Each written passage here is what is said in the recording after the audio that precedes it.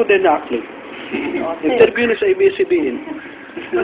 Ako maganda na, unsa maginabikil lang ato ang delivery ka no? Inato ni mo, among unano nga.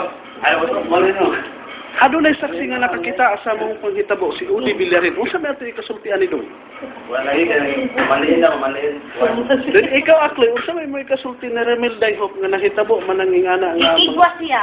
ikigwa kuno siya. Iya. Kaning niya ato na siyang mapatinaw, pinagi gyud sa ato ang supervisor nga nasa field, si Ranil Monticalvo. Tara oh. Oh, pero tumaga ang mga pangkana na eh. Pero akloy dili jud ka mag-init sa imong ulo. Nahaydaron ko dito kay Kay mosamot ka kagwapa din si. Haydaron ko nila dito. Abi ni mo ay akloy. Musa guna si akloy atong i-focus. Wala na ito na reference number. Upo ko na nga ito, Madam President. Makikanta ni Madam President. Oh, wala kuno dai kuno reference number.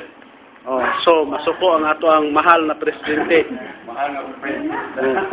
Akloy. Oh. Mao na siya. Oh. Unsa may ato ikasultian ni Mr. Supervisor Ranil Monticalvo? Kaya problema yun na sa delivery.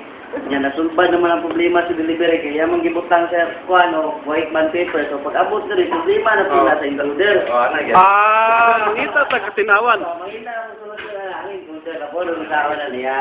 So, ato na siyang musulbad ako. Mao kini ang nag-report adto sa video sa ABS-CBN News.